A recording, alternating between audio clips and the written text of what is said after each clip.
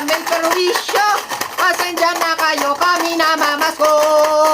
Namamasko po. Naku, Toy, pasensya ka na muna. Tawad muna, ha?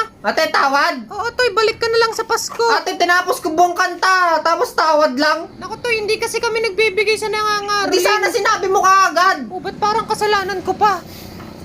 O, Toy, bumalik ka na lang sa Pasko. Kilalanin mo, binabangga mo, ate. Aba. Babalikan kita kasama ko family. 1, 2, 3.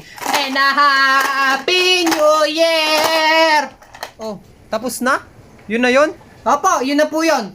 Aba, bakit ka bibigyan? Hindi mo nga tinapos yung kanta. Sigurado naman ako, bibigyan nyo 5 piso lang di konti lang. Aba, hindi kita bibigyan. Ang unti nung kinanta mo. Aba, nakakanta rin ako kahit kaunti. Hindi nyo ako bibigyan.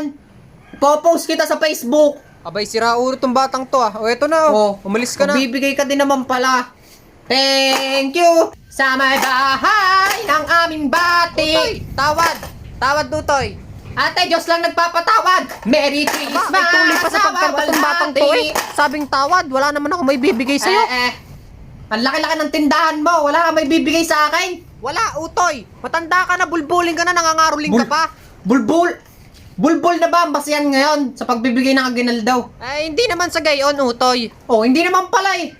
Ate, kinakantaan ko po kayo para maging masaya po yung Pasko nyo, ganon. Hindi ko naman po habol yung pera nyo eh. Oh, ganon naman pala eh. Di kumanta ka dyan tapos di kita bibigyan. Hindi ate, mapapag-usapan naman natin yan. Siyempre, sayang din yung pakalog-kalog ko dito, ganon. Kahit ano lang, 3H lang. Aba, 3H ay lang. adik pala to. Jingle bells, jingle all the way. Utang inang aso yan, ang laki. Aba, Utoy, ano ba kasing ginagawa mo dyan? Nakakaruling lang po. Aba, bahala ka dyan, Tutoy. Makagat ka Dali na dyan, po. bahala ka. Ang laki po ng aso nyo, hindi ako makagalaw dito. Aba, bahala ka dyan, bahala ka. Hoy, sira ulo. Inang aso yun, ang laki.